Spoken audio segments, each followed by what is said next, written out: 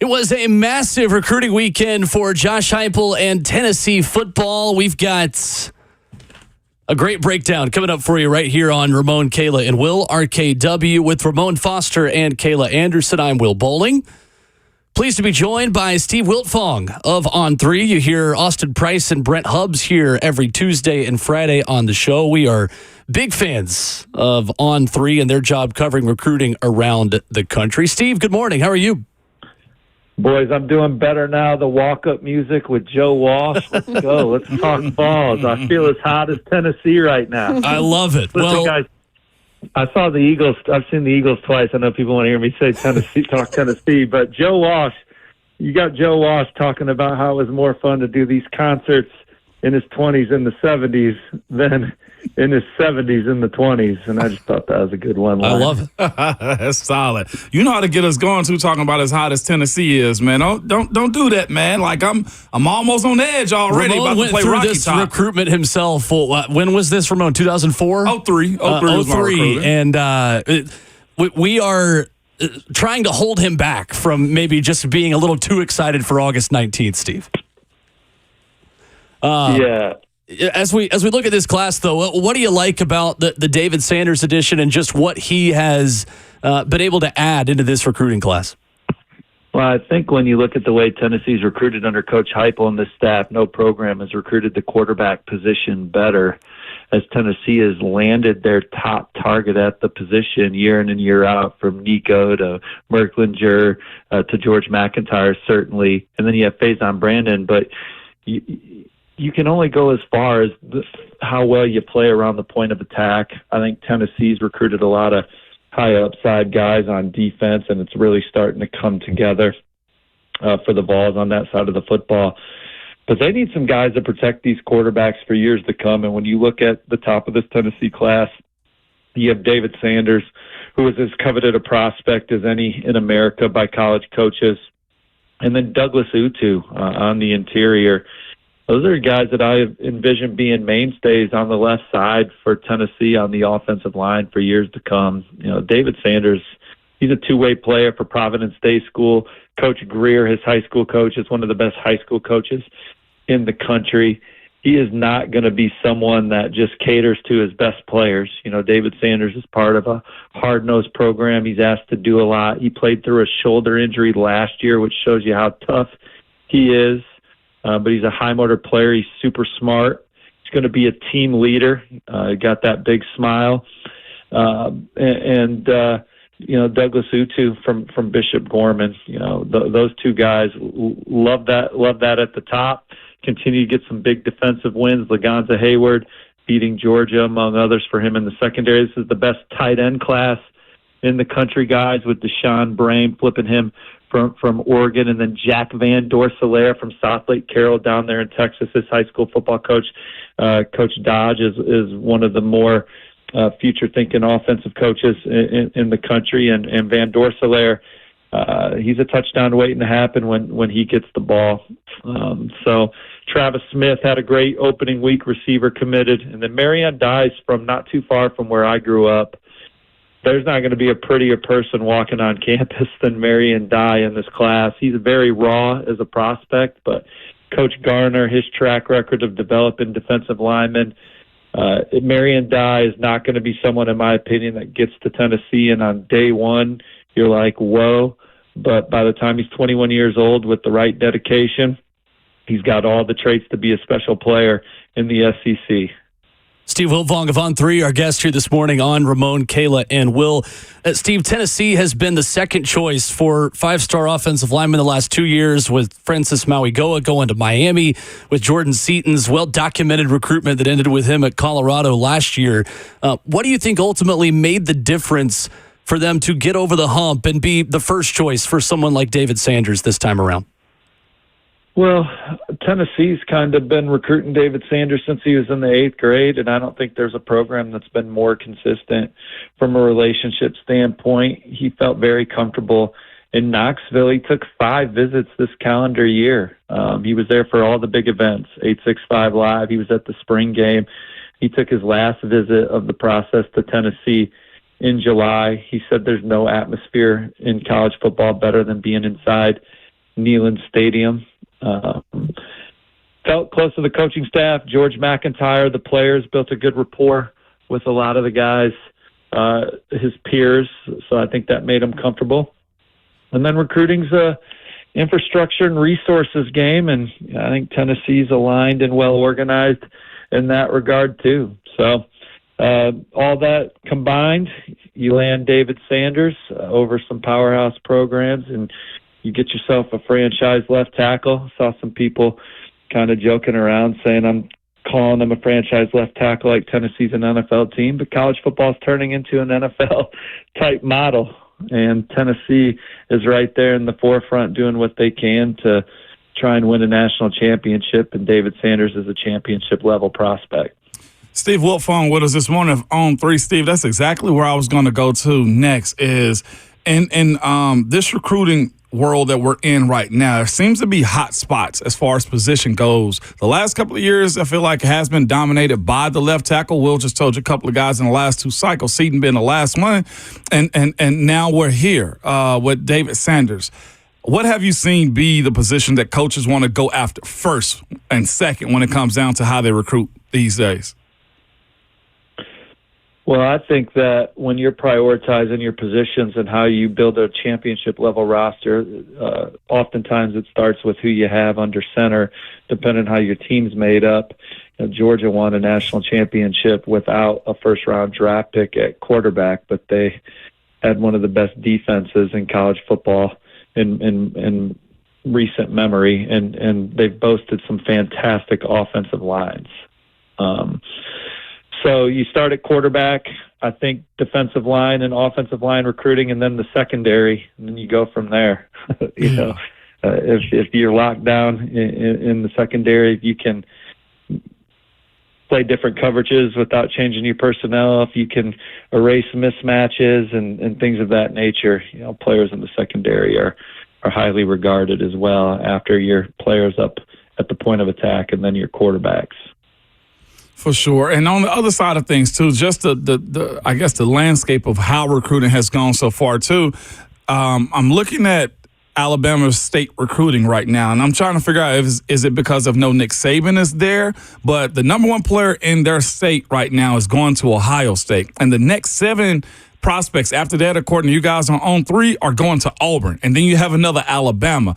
Is this just NIL and guys choosing to go different places, or will we have to just say, it's open season on everybody's state as it pertains to recruiting? Well, while Alabama's maybe not cleaning up on guys in state, I think that they're landing their top targets elsewhere and have On3's number 2 ranked class in the country. I mean, they have the best offensive line haul in America. They went and landed a state champion quarterback out of the state of Texas. I don't think you need to worry about what's going on in Tuscaloosa. They went out in the Midwest and landed one of the most versatile front 7 players in Justin Hill, beating Ohio State, Kentucky, Oregon, among others for him. So we'll see what happens when games are played this year, and we know there'll be another heavy recruiting season at the end, but Auburn has certainly done a good job in state. Hugh Freeze has the number 7 recruiting class in the country after finishing number 8 last year. So Auburn looking for 2 straight top 10 recruiting classes. Tennessee is recruiting at a high level at the right time because the SEC is certainly not getting any easier right now. And On3's industry recruiting rankings go back to 2017. Tennessee has not had a top 10 class during that span, so tracking for their first one could get in the top 5. Jaden Harmon was a big flip from Alabama. Have a story coming out later today. Ty Jackson, the number 1 linebacker in the country, is looking to set up a visit to Tennessee. So Coach Inge and the Vols not done trying to recruit that linebacker position in this class, but they'll be battling Alabama, Florida State, and some others for him. So that's some new news out there. I don't know if that's been reported. Maybe it has. Can't read everything, but Tennessee trending for 4-star corner Onis Conanbanny, who's committing this weekend, trying to make a move with the number 1 linebacker in the country, Ty Jackson, as well. Wow. Steve Wiltfong of On3 Recruits joined us now on RKW. Steve, just on the note of Tennessee hot on the recruiting trail right now, where do you feel like that momentum really started for Josh Heupel and his staff? Because we've picked different moments. You know, you had the Alabama win a couple of years ago, but it's always kind of hard to pinpoint where that real momentum starts. Well, speaking of that win over Alabama where goalposts went in the river, I talked to a Tennessee staffer recently that was the weekend that felt like we had a great chance at Mike Matthews, who was obviously a 5-star receiver, who's with y'all now. I mean, I remember George McIntyre. It's my first time really interviewing him, and he sent me a photo of him and Peyton Manning in the locker room together. I think that game and that season showed recruits that Tennessee is capable of winning big. You know, that 11-win season, that was y'all's first double-digit win season since T. Martin was under center, correct? Yeah. That's correct.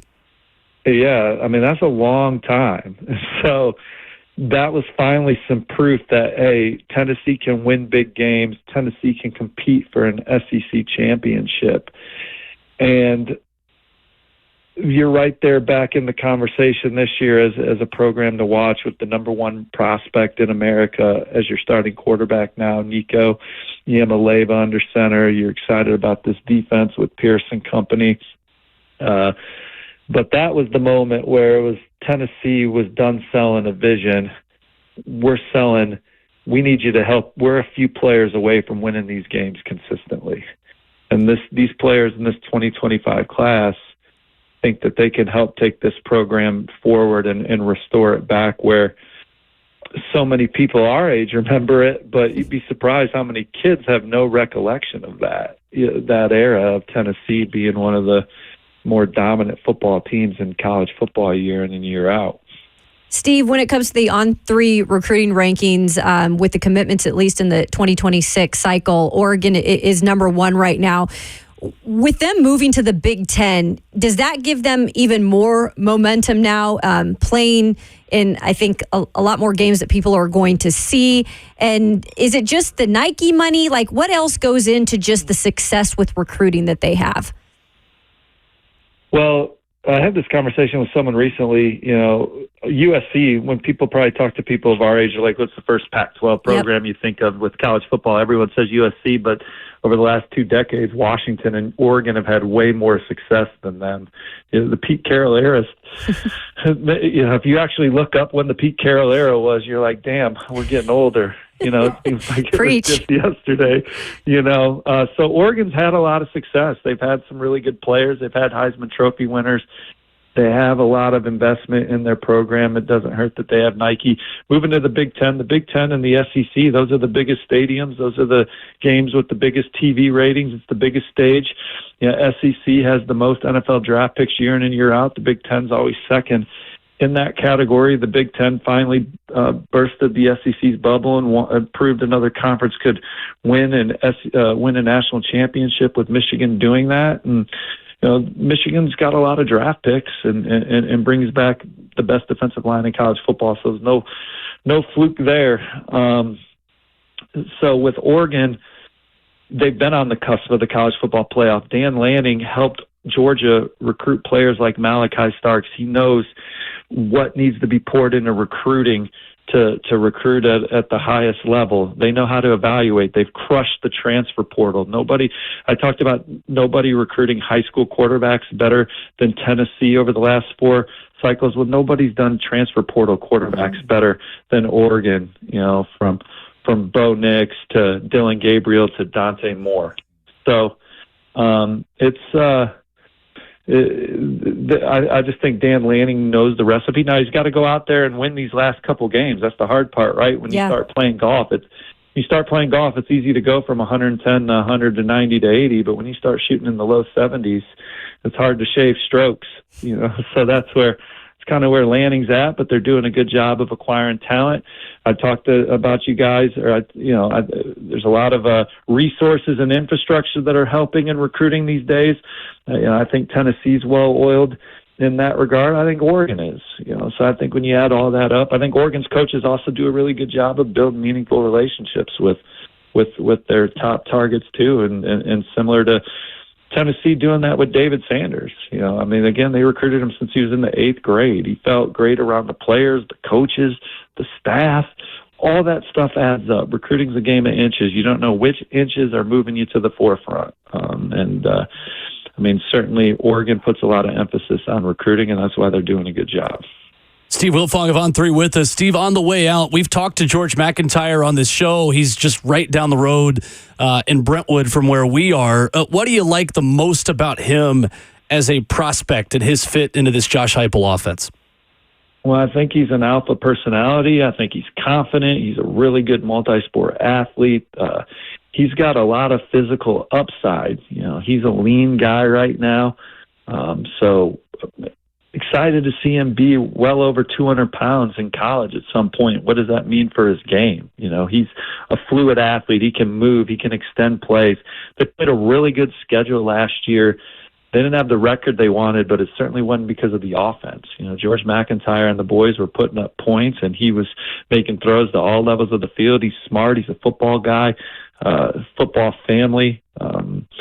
So he's a leader, and he's excited to be a Vol. And when you're talking about who were some of the most highly recruited players in the country behind the scenes in all of that, George McIntyre and Bryce Underwood were the most coveted quarterbacks in the country. They could commit anywhere they wanted first. And Tennessee landed one of those two guys, and then they went out and got David Sanders, one of the most highly contested offensive tackle recruitments in this class. Steve, just real quick, for the fan that's worried about this much quarterback talent year after year and how do you keep it, have you talked to coaches about that? Because you got Nico, you got George, you got Merkland, you got Faison Brandon. How do you keep all of this in-house and keep everybody happy? I say, why the hell are we worried about all this quarterback talent? You got all this quarterback talent. The cream rises to the top. What are we worrying about here? We just finding some stuff to worry about? What would you rather have? You want to take a good guy every 2-3 years? What are we talking about here? Don't be worried. Be happy. Let's go. Get in there and compete. There it is. I love it. Steve Wiltfong of On 3 has been our guest. Steve, excellent stuff. Really appreciate the time. Yeah, appreciate it, guys. Look forward to the next time already. Absolutely. Thanks, Steve Wiltfong with us this morning talking Vols recruiting, and as hot as they have been on the trail, I feel like we will talk to him again. Yes, indeed. I have to give you credit. You were on the last 10-win season that Tennessee had in 07. Yeah, I thought that in the moment was like yes, and then was like, what am I talking about? Of course that wasn't the last one. Been that long. Y'all want some breaking 10 Preds years. news? Yeah, I just retweeted There that. is some breaking Nashville Predators news about a player who has requested a trade